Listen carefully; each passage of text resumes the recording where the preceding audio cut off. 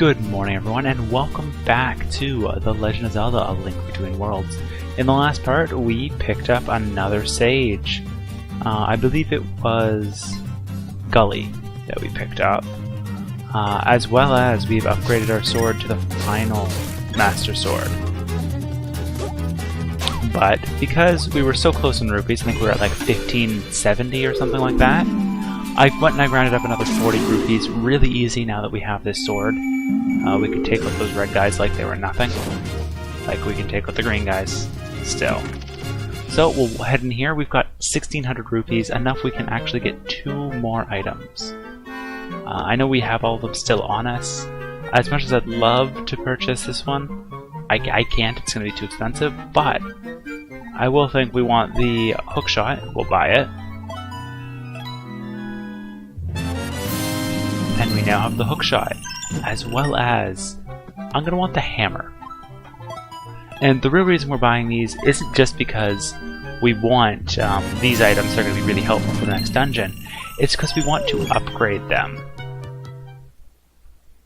As it stands, we're very close to the end of the game.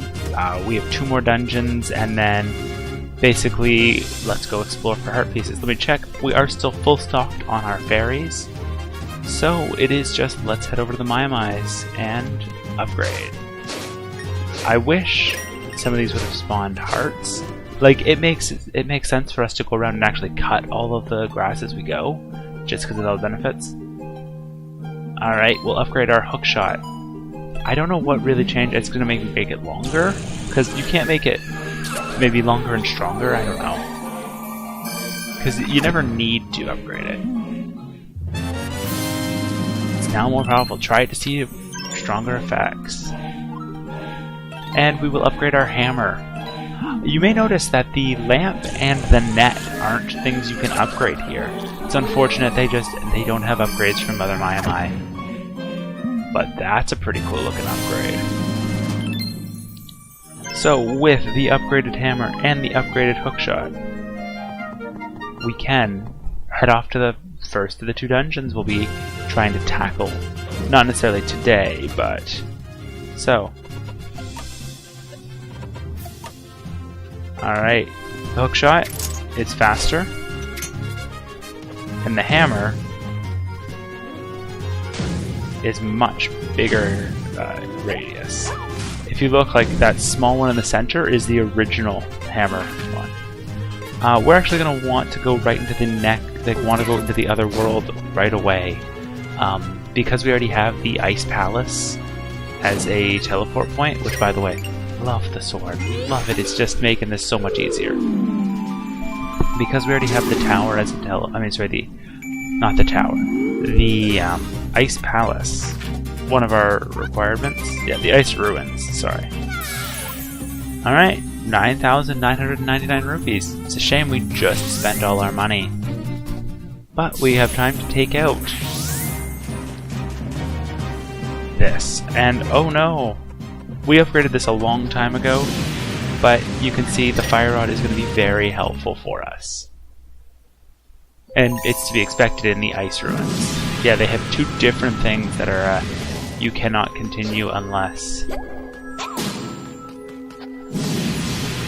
So you can see it's going to save us a lot of time having the upgraded fire rod as opposed to how we normally would be coming into this area. I want to blow up the last 2 of these, see if there was anything hidden behind them. Doesn't seem to be. This is just a boring area. But the ice does slide on the ice. So we can grab and we can pull this guy's tongue, which will start these platforms. Which is how we will be traveling between the floors in this one.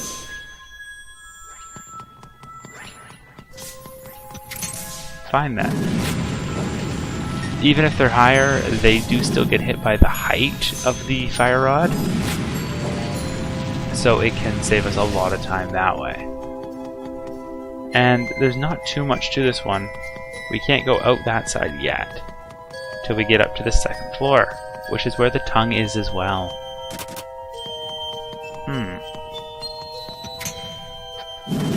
Do one of you... Oh, we can actually hurt ourselves with fire? Interesting.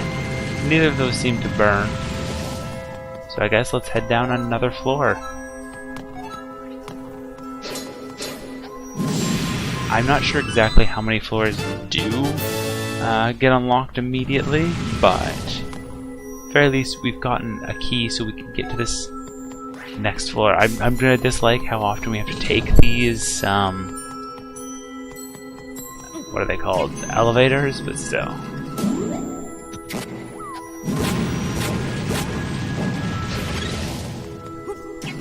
Enemies, but it didn't change anything thanks to our... Oh! I was wondering when one of you would come attack me. Still dies in one hit from the flame rod. So. Penguins now also die in one hit. Thanks to our upgraded sword. I originally never got the second upgrade to the sword. So I felt so far like so slow for killing most of these enemies. So, with our flame rod, we can actually light all 4 of those torches pretty quickly.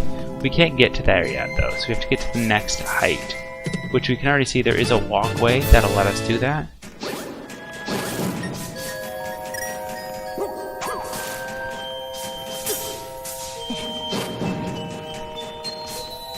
And you see it slants up here, and we'll head up because there's a little crack in the wall. So, once we get up against here, it'll let out to get a small key. I like this dungeon. There's very little focus on combat in it. Despite all the enemies we have faced, a lot of them, even with the non-upgraded ice rod, die in one hit. I'm sorry, non-upgraded fire rod. Die in one hit. And you can see way down there, there's a few more interesting things. But we have officially made it up to the second floor here. So we can go and actually move this guy's tongue again. Which will open, or at least fill in, a lower portion of the map. But there's a treasure chest right over here, so we're going to want to for sure open this. Get ourselves a new blue rupee and jump down to basement floor 2. I was going to say, can I access that? I cannot. So we're going to have to find our way around this floor again.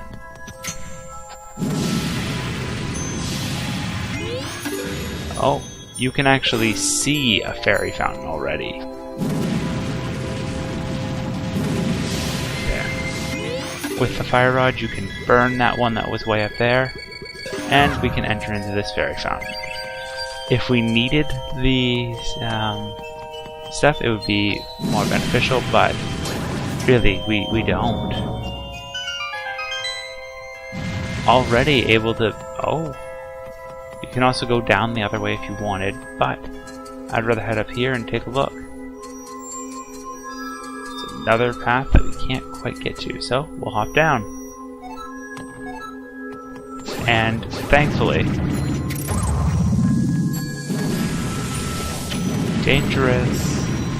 Yeah, that guy can spit out a bunch of bombs.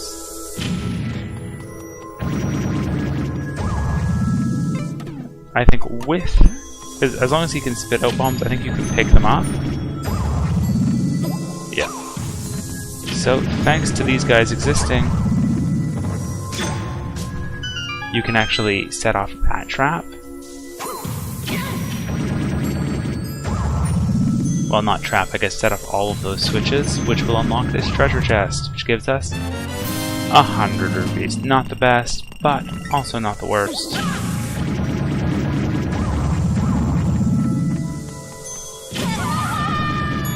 That's... Alright, do I have anything that'll let me hit them really easily? I guess you?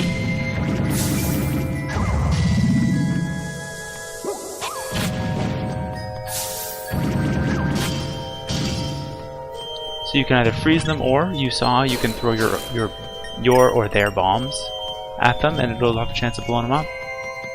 I think the only item you are required to have for any dungeon is the one item it needs you to enter. In this dungeon, it's the fire rod. You need the fire rod to solve a good chunk of the puzzles. We saw that earlier with the big ice cubes and the ice things, and this land. However, I do not recommend you use the fire rod for it, just because of a high risk that you will in fact burn yourself. Now I could go and up there, but there is a path down here and gets us a treasure chest. Oh, or it should have, but it doesn't. That's more saddening. I thought that was for sure a treasure chest. Maybe this one over here is.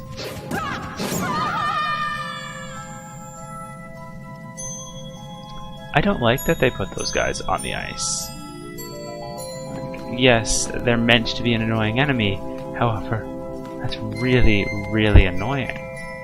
So, going in here, we'll actually enter a new quote-unquote room and get a handful of monster guts. Very worth it for our trip. But we can finally go activate that. I mean, so I can go on that thing we activated a long time back. That platform. So we will take it in a minute. And it'll bring us up to basement floor 3. Is this where I was thinking it was? No. The unfortunate thing is, even with the flame rod, you cannot hit them that far away. Much as I'd love to just go, ha! It's launched way down, so you have to be a floor up to actually hit that next area. Thank you, moving platform. That's exactly what I wanted to happen.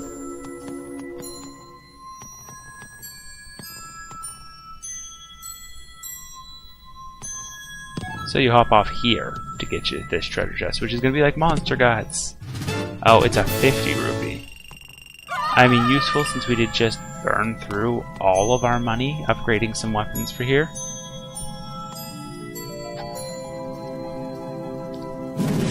Yeah. You can actually melt the ice platforms, but you see even on that one it's starting to grow back. So that's why I wasn't using the fire rod to light this torch. See, it's already back to full size. This one is growing. I hope it grows big enough that we can actually get to the next air. They get back.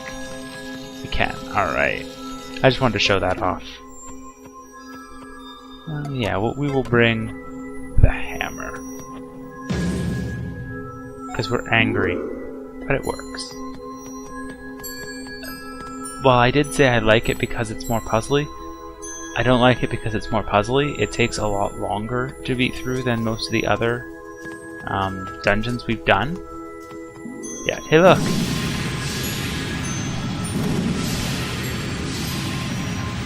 And can I actually hit that switch from here? Really? Fine. Bomb.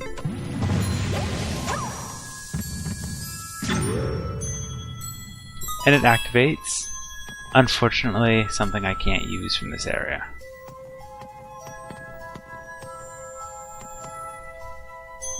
But we do have this path, which will just let us hop really quick back down. I really should have fallen right there.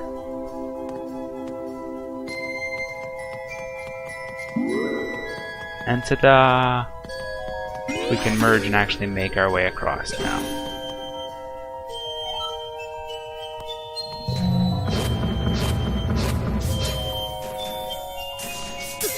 The red Igors still have a lot of health, so even with our upgraded sword, it still takes a few rounds to hit them.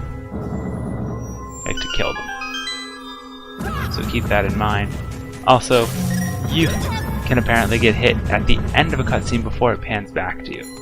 So another thing to keep in mind. Pulling the tongue, that'll drop this further and give us access to a big chest. What's in the big chest? It's the stamina scroll. Our energy gauge has increased. And that's what we're going to call it for this part.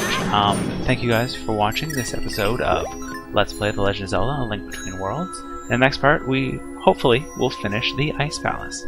See you guys then.